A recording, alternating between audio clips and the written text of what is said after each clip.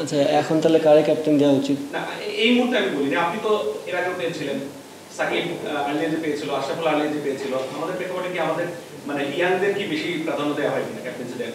আপনার ক্ষেত্রে কি মনে হয় যে পরিণত বয়সে দেওয়া উচিত কিনা? দেখেন, আগের অ্যান্সার আমি দিতে পারবো না, বাট আমার মনে হয় এখন যে টিম আছে, যদি আমি এখনকার টিম কাউন্ট করি, তা আমি মনে হয় মোস্ট সিনিয়র এত T20, তা ইয়াং তো আমি না। আপনার ক্ষেত্রে মনে নেই বাংলাদেশ প্রেক্ষাপটে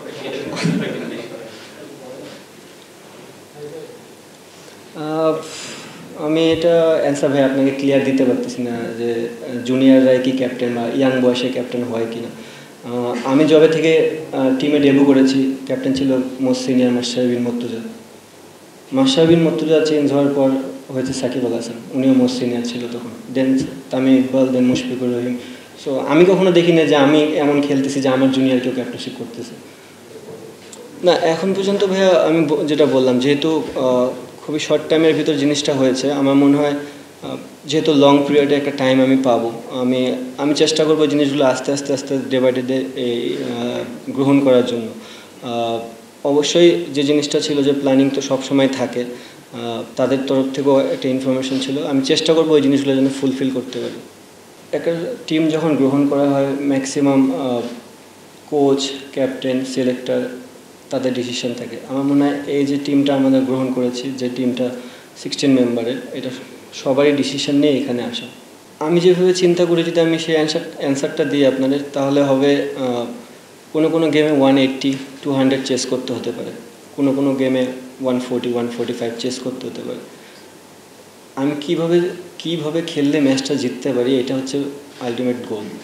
হতে পারে একটা ব্যাটসম্যান কোনো দিন 20 বলে 40 রানও করতে পারে, সেম ব্যাটসম্যানের পরের দিন হয়তো প্রয়োজনই নেই, 20 বলে 15 রানও করতে হতে পারে। সো আমি চাই যে প্রত্যেকটা প্লেয়ার যেন গেমের ভিতর যত ইনভলভ থাকবে, যে আমি আজকের দিনটাতে আমার কী চাওয়া, দল আমার কাছে কী চাচ্ছে। আমার যদি প্রত্যেকটা প্লেয়ার এই জিনিসটা বুঝে যে আমার কাছ থেকে দল আজকে এই জিনিসটা চাচ্ছে, আমার মনে হয় তাহলে আমাদের টিম রেজাল্টটা বেশি হবে, রাদার দেন আমি চিন্তা করতেছি যে আমাদের এই ব্র্যান্ডেড অফ ক্রিকেট খেলতে হবে। না, অবভিয়াসলি দেখেন, প্রত্যেকটা ক্ষেত্রে বিসিবি যাদেরকে দায়িত্ব দিচ্ছে, বিসিবি চিন্তাধারা করেই জিনিসটা দেওয়া হচ্ছে। সো আমি বিসিবি প্রত্যেকটা ডিসিশনকে রেসপেক্ট জানাই। এবং যদি আপনি দেখেন, অনেক দিন ধরে শাক মেহেদী কিন্তু বাংলাদেশের ধরতে গেলে one of the best power play বলার হিসাবে বলা চলে।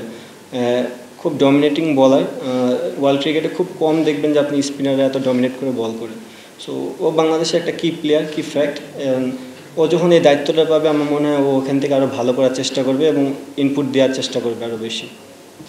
এই মুহূর্তে আমি কি চাই, আমার কি পছন্দ, অ্যাটলিস্ট আমার T20 ফর্মেটে আমি এই জিনিসটা দেখতে চাই না। সো আমি চাই যে টিম যেখানে যাকে বলবে সে যেন সেখানে খেলতে প্রস্তুত হয়। হ্যাঁ, অবভিয়াসলি এমন কোনো দিন আসবে না যে আমি নাম্বার 7-এ যাই ব্যাটিং করতেছি, তাহলে বাংলাদেশ টিম আমার কাছ থেকে কিছু পাবে না। আমার কাছ থেকে যেটা পাবে সেই জিনিসটাই বাংলাদেশ টিম আমাকে দিবে এবং আমিও সেই জিনিসটাই দেওয়ার চেষ্টা করব।